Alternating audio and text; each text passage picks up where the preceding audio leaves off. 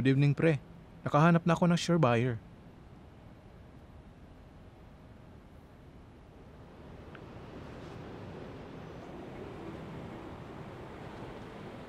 Huwag na po kayo mag-alala, ma. Ako nang bahala. Hanap na lang po ako ng timing para sabihin kay ate. May sure buyer na ako. Sige po, ma. Ibenta mo pa rin yung shop? Ate, Mas importante pa rin talaga sa'yo yung pera. ate, sandali lang. Pakinggan mo muna ako. Ate, may sakit si mama sa puso. Kailangan niya yung pera para sa operasyon niya.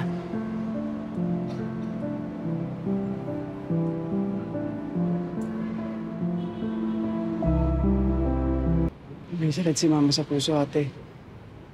Sabi ng doktor, kailangan niya na agad ma-bypass para maagapan agad. Matagal na ba to? Ba't di niyo sinabi sa amin ni Papa? Ayaw ni mama, ate. Ilang beses ko siyang kinulit para sabihin sa'yo. Pero lagi niya sinasabi na wag ko ito sasabihin sa'yo. Dahil ayaw ni mama mag-alala ka pa. Kasi inaalagaan mo din si Papa. Kaya nga, ate, hindi man ako nakapunta dito kahit namatay si Papa. At hindi ko man lang siya nayakap. Hindi man lang ako nakapagpaalam sa kanya. Napakasakit sa akin. Mahal ko si Papa, ate. Mahal na mahal. Kaso si Mama, hindi ko siya maiwanan natin sa Iloilo.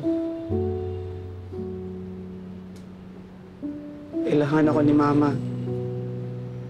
Kaya nang tumawag si attorney para pag-usapan yung hatian sa mana. Kahit ang sama-sama ko, pumunta na ako dito. Kasi alam kong ito lang ang paraan para makakuha ko ng pera. Pang pa-opera ni Mama. Kaya sumagi sa isip ko na ibenta tong shop para magkapera agad ako. Kasi malaking halaga kailangan natin.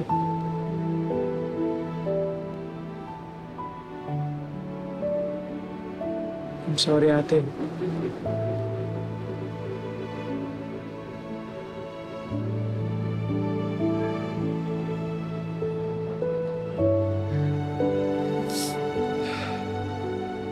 Attorney, napagkasunduan na namin ni June na ibenta tong furniture shop.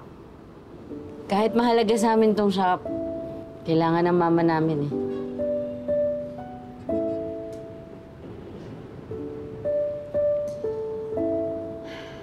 Bunso, kahit galit ako noon, hindi mo kasalanan yun ah. Sorry. Ako dapat ang mag-sorry sa'yo, ate. Iniwan kita. Alam mo, ate, pareho ko naman mahal sila mama at papa. Kung may choice lang ako na mag-stay, gagawin ko yun. Hindi ko man sinasabi, namiss kita. Namiss ko yung mga banding natin. Yung paano tayo nung bata. May